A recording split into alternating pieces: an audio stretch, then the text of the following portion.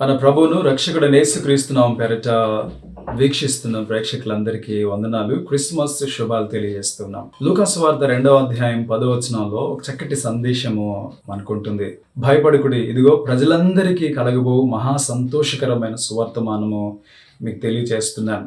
దావీదు పట్టణమందు నేడు మీ కొరకు రక్షకుడు పుట్టి ఉన్నాడు అని దేవదూత ఆనాడు పొలంలో గొర్రెలు మేపుకుంటున్న పశువుల కాపరి దగ్గరికి వచ్చి ఒక సందేశాన్ని ఇచ్చింది.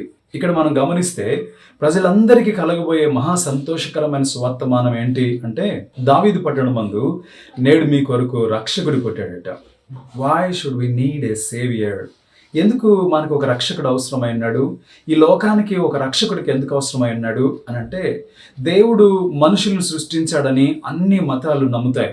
మనం దేవుని చేత సృష్టించబడ్డాం, దేవుని పిల్లలము అని మనం నమ్ముతాం.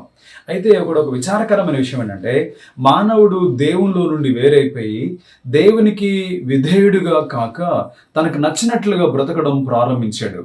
దాన్ని బైబిల్ గ్రంథం పాపము అంటుంది.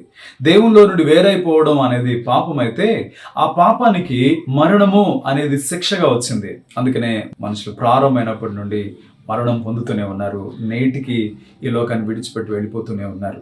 అయితే ఈ మరణాన్ని జయించడానికి ఒక శ్రేష్టమైన నిరీక్షణ దేవుడు మన కోసం ఉంచాడు. ఆ నిరీక్షణ యేసుక్రీస్తు. పాపములో నశించిపోతున్నటువంటి మానవాళిని మరలా తిరిగి రక్షించడం కోసము యేసుక్రీస్తు ప్రభువారు 2000 సంవత్సరాల క్రితం మానవునిగా ఈ లోకానికి వచ్చాడు. ఆయన శాశ్వత కాలము నుండి శాశ్వత కాలం వరకు ప్రత్యక్షం అవుతూ ఉండేవాడు. కానీ మానవుని ధరించుకొని మానవ స్వరూపాన్ని ధరించుకొని వచ్చాడు. కారణం ఏంటంటే, ఈ మానవుని ప్రేమించి వారు ఆ పాప మరణము నుండి విమోచించబడడం కొరకు ఆయన వారి కోసం వారిని వెతుక్కుంటూ వచ్చాడు. ఒక భక్తుడు అంటాడు, దేవుడు పరలోకంలో ఉండేవాడైనా ఆయన మనసంతా భూమి మీద ఉంటుందట. ఎందుకంటే అక్కడ ఆయన పిల్లలు ఉన్నారు. యేసుక్రీస్తు లోకానికి వచ్చిన తర్వాత ఆయన మానవ పాప పరిహారం కోసం తనను తాను బలిగా అర్పణగా చేసుకొని సెలువులో మరణించి తన ప్రాణాన్ని అర్పించాడు. తద్వారా నేను పొందాల్సిన శిక్ష ఆయన పొందాడు. అందుకే నాకు విడుదల విమోచన కలుగుతుంది.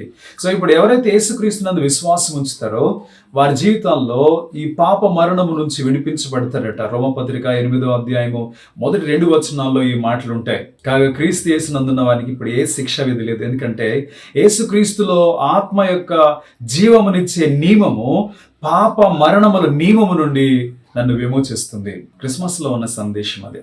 ఈరోజు మానవాళి పాపము చేత నశించిపోతూ ఉన్నప్పుడు యేసుక్రీస్తు ఈ లోకానికి వచ్చి వారిని ఆ మరణము నుండి విమోచించడం కోసము ఆ మరణాన్ని ఆయన పొంది దాన్ని జయించాడు. అందుకనే పరలోకం నుంచి వచ్చినటువంటి దూత సమూహము ఇలా ప్రకటించింది, మీ కొరకు దావీదు పట్టణమందు నేడు రక్షకుడు పుట్టాడు. అందుకనే వాళ్ళు అక్కడికి వెళ్ళి ఆయన్ని దర్శించుకొని పూజించారట. తూర్పు దేశం నుంచి వచ్చినటువంటి జ్ఞానులు ఒక నక్షత్రాన్ని చూసి 1000 కిలోమీటర్ల ప్రయాణం చేసి ప్రభువుని దర్శించడానికి బెత్లెహేం వచ్చారు.